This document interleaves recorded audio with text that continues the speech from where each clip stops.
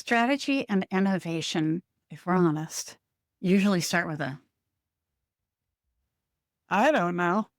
And that I don't know is actually indicated by a desire, an unarticulated desire, and we want to understand more about it.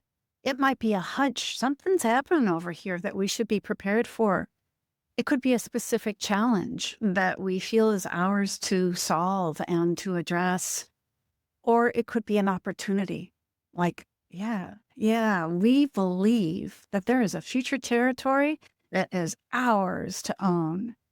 So, however it's expressed, we hold that space with an X. That's what we're solving for. And so it is a little vague in the beginning, that fuzzy front end of strategy, not a problem. We're holding that space until it becomes more known to us through our process as we work through our solving for X, that sweet algebra of strategy.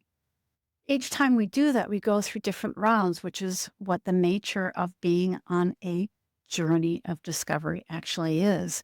We ask questions, and those questions typically beget more questions, and we're going deeper and deeper into understanding what is the heart of that desire, that opportunity, that problem, that hunch. How does it really work? And so by the time that we get done working through the formula, ultimately we will have had enough insight that we go, aha, we now have a what. So that when we start off with X at that fuzzy front end of strategy, holding the space as we work it through, ultimately that X becomes the what of what we'll do and what we're going to build. And then we move into innovation, which says, if that's where we're headed, and what we're creating, we now need to create an innovation pipeline that gets us from here to there. Part two in innovation. So with that what, I just want to pause to address the fact that I know Simon Sinek's golden circle of why, how, what as a formula is just really common in business culture. And I differ with it in one way that feels significant to me. And that is, yes, why. The why of purpose is always our compass into the future. I then say we're working through this formula, the algebra of strategies to get to our what. And we save how for last. And I'm quite clear about that because how is typically where people begin, where they look at best practices. And I have a strong aversion to that. In fact, I refer to the grasping of best practices when we should be asking best questions as best practice side.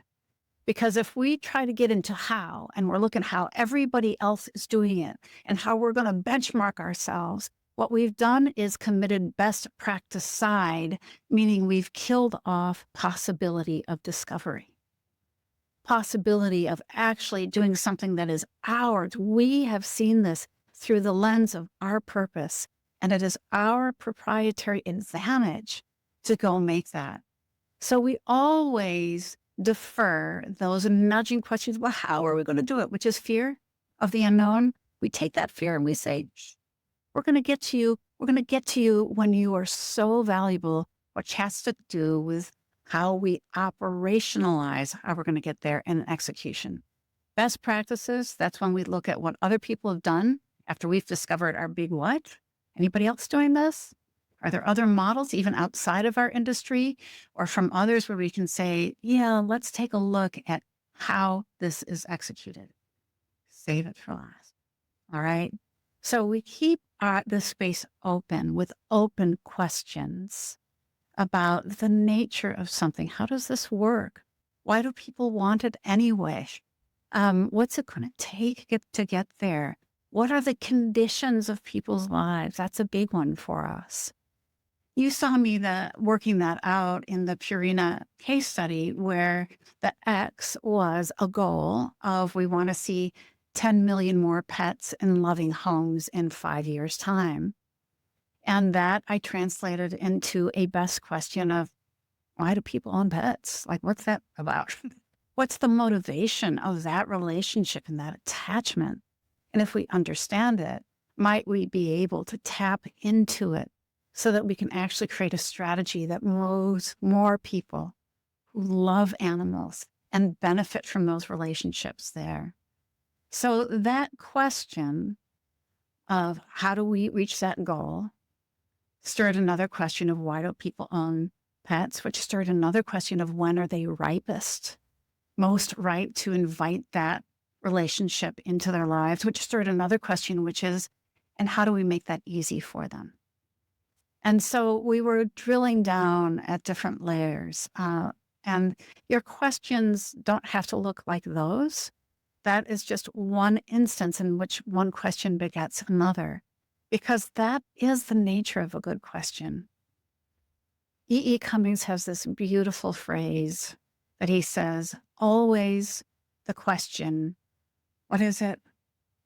Always the beautiful answer who asks a more beautiful question.